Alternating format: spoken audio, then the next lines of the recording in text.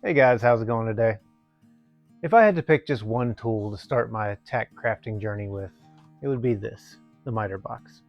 It's cheap, easy to find, safe for pretty much anyone to use, and it's really effective at what it does, which is helping you make straight 90 and 45-degree cuts with a saw. I've had this particular one for about 8 years now. It's actually what I made my first tack set with, and even though it doesn't see as much use in the shop as I've grown my tool collection, it does still see some. And for a kind of off the shelf tool, it's really great. Today we're going to make something like these using only this.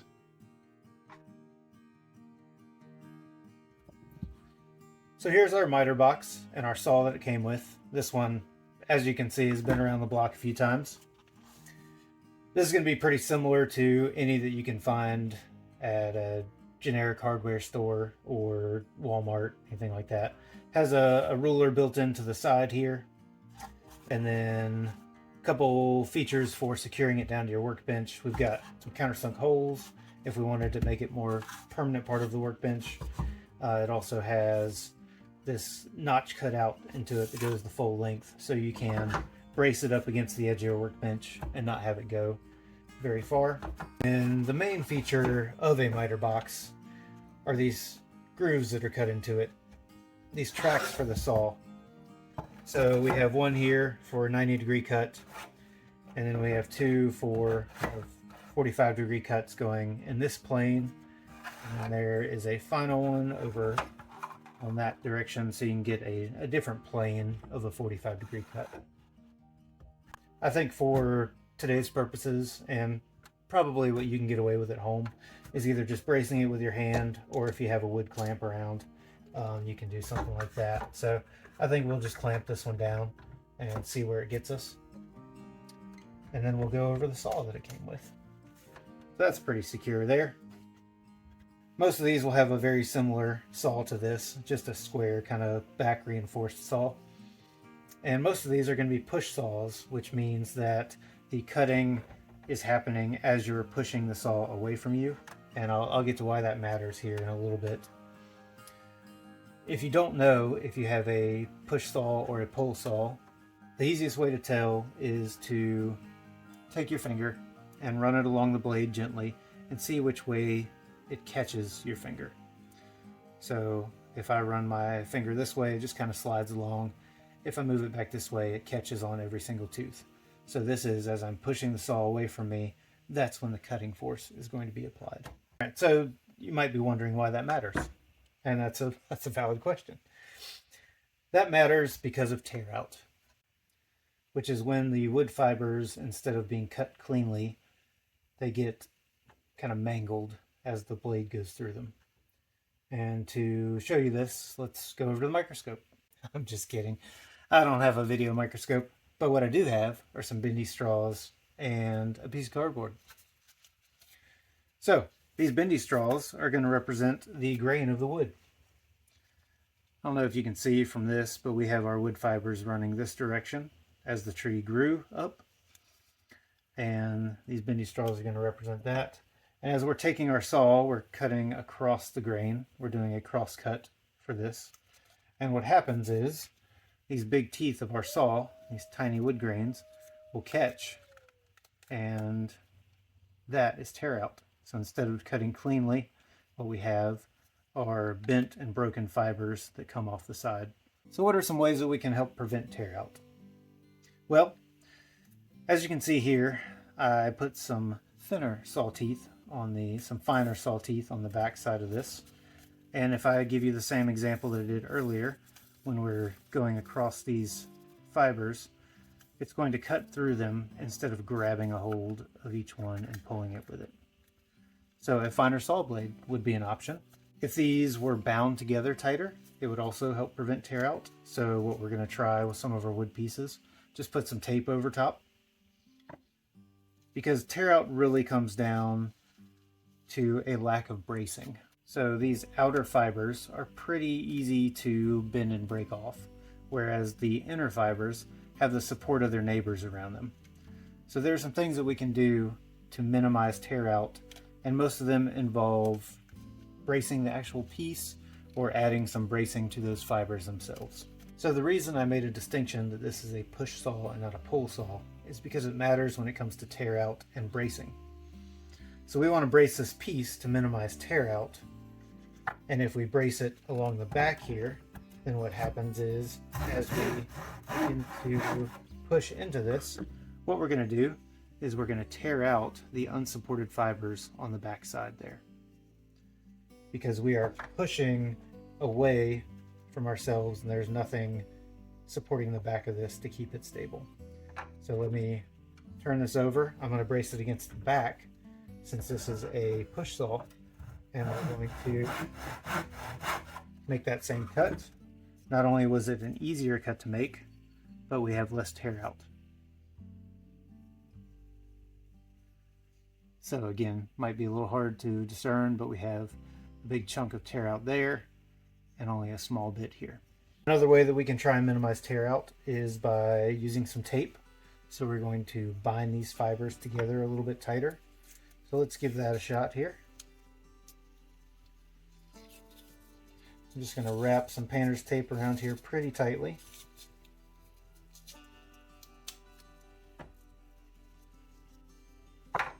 We're going to brace it against the back, remember, because it is a push saw. Kind of start our groove here just lightly. And that's the thing, you really want the saw to do the work.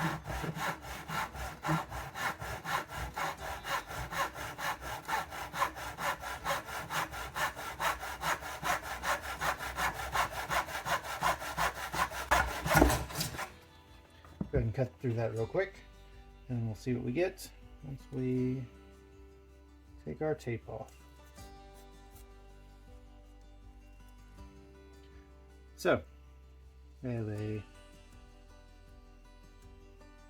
fairly smooth piece. It's not going to be great because this is just a scrap of 2x4. So this is some really quick grown pine, which is not the dentist wood at all. So once we get our practice stuff done, we'll move up to something a little nicer. Let's add another layer of protection to this. So let's say that we're going to cut and we're really worried about the edge here getting marred by our saw. What we're going to do is we're going to add some sacrificial wood over top of it. In this case, I'm going to use these popsicle sticks that I had lying around. So we'll just tape those on there and see if we get any better result than we did with the tape alone. So again, I'm going to brace it against the back. We're pushing away from ourselves here. Give it a light scoring, and we'll cut through it there and take our tape off, see what we get. I mean, we have a near perfect corner there. It did not get marred at all by our cut. So that's another kind of cheap trick you can use there. Because again, it's all going to be about reinforcing those fibers. We reinforced it with tape, we reinforced it with wood, and we're going to reinforce it with how we brace it in the box itself. If you're still not getting good results after that, then you need to look into moving to a finer saw, or one last thing we can try is a scoring. So we tried tape, we tried popsicle sticks. Last thing I want to try before we move on is I want to try using a razor blade to kind of cut those outer fibers first, and then the saw will follow, and hopefully the saw will only be hitting those inner, more supported fibers, and the outer ones will stay intact. So this is going to be just a very rough cut here. So I'm just going to run that along there real quick. And set that down, and we'll see if we can cut along that same line and hopefully see what it does for our tear out results.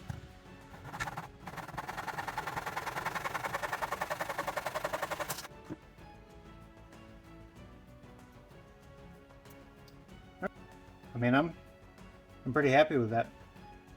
So looks like we have a couple methods that we can use to reduce tear out. Let's move on to making a simple capstone.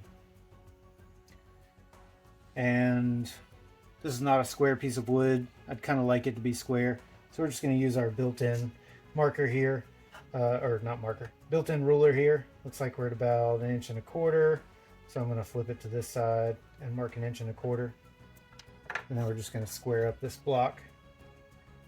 I'm going to place it in our miter box, try and line that up just right, brace it against the back. And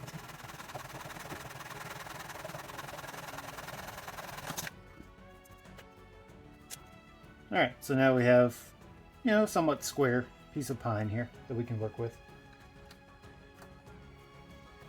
And what are we going to do with this square piece of pine? Well, I thought for our first one, we would just kind of, take a 45 off the top, maybe add a couple grip grooves down there, and call this one done. We're starting basic, all right? So first off, we'll just cut off that 45 at the top. So I'm going to go through these different set of grooves here. I'm going to line it up so that we're getting just the edge.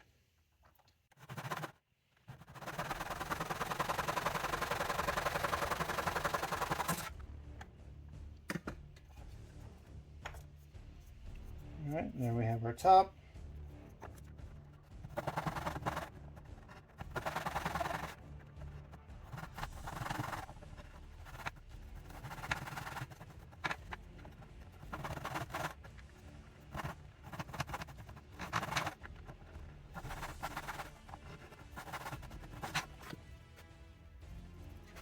So, not bad for a practice capstone.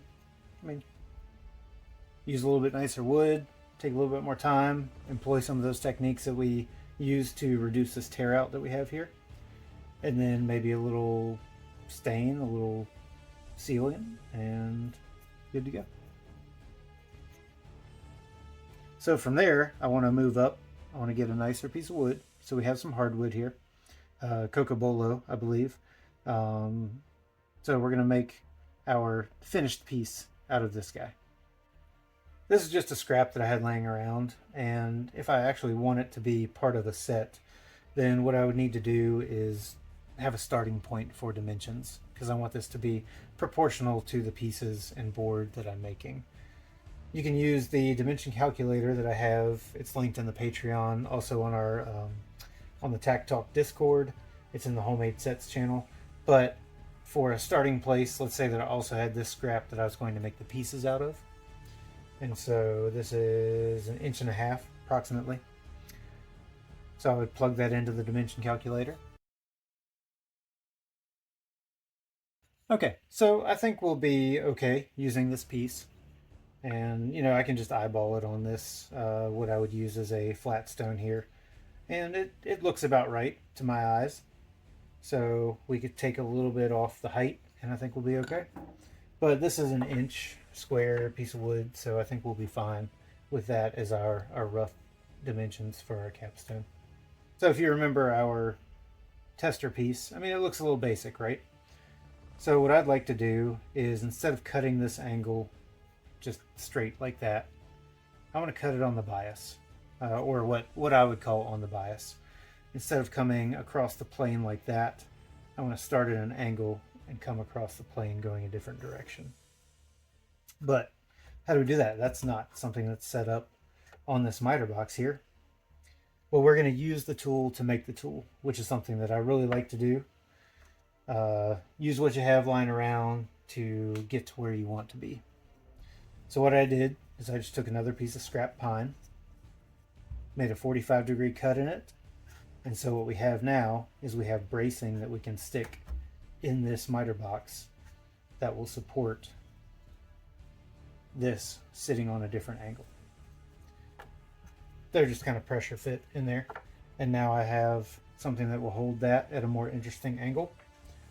I can line it up, see what I need to do.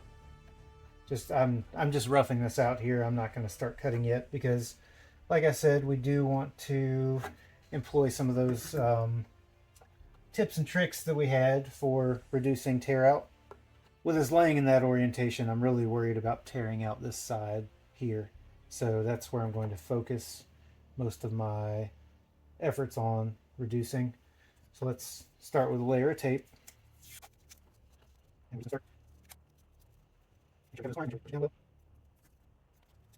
And then I'm going to take some popsicle sticks. So now we have our swaddled hardwood here. I believe that is a technical term.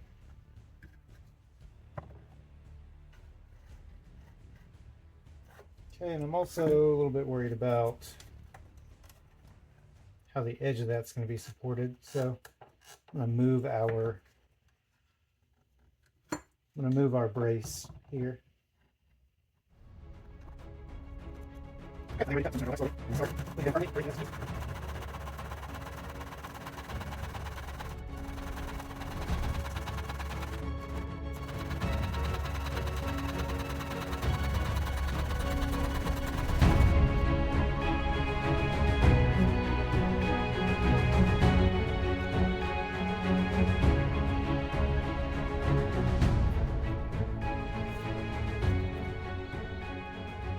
Oh yeah, look at that. So that's going to have a lot more interest than our straight across piece did right there.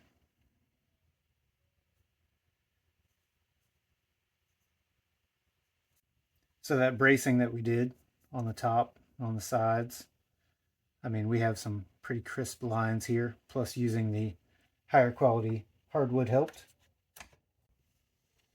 So now we just need to decide if we want some grip grooves in here or what we want to do.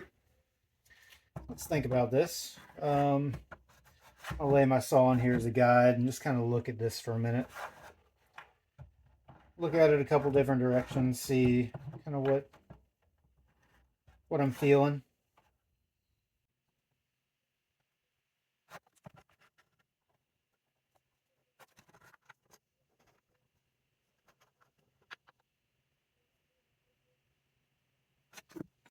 Maybe I'll take our flat and I'll look at it on here and see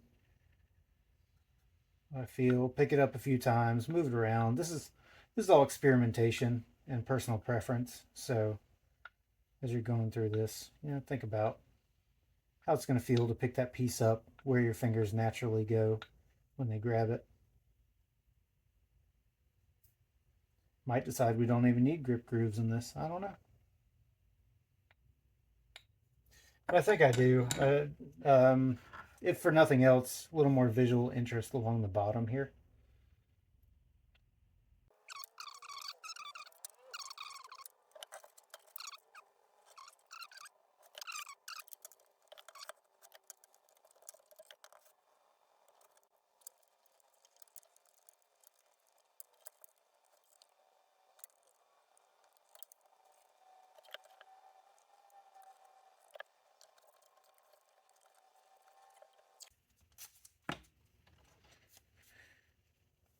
Okay, so I believe I've decided on something here.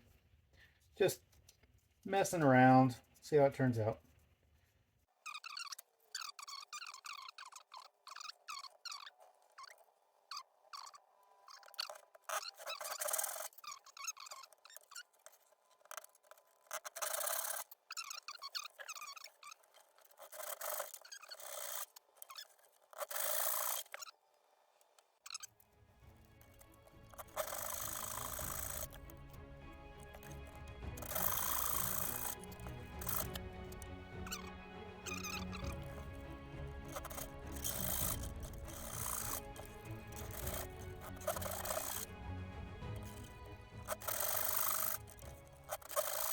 Capstone.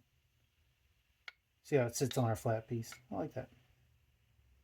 Okay, so I think maybe I'll just cut the bottom off. Maybe I won't even do that. Maybe it's a nice height.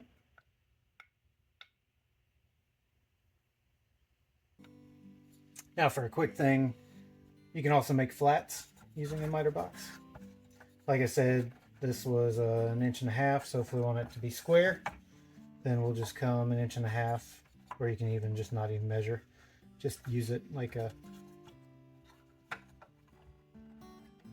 just use the object itself as the measuring device. And we're going to wedge these in here as kind of stop blocks. Make sure I line it up well. All right. Put it in, bracing stuff, not bracing it back.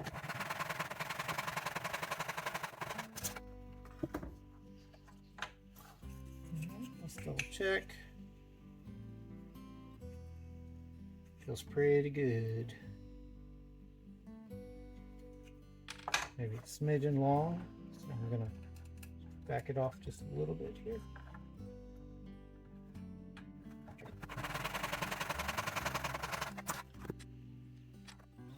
Yep.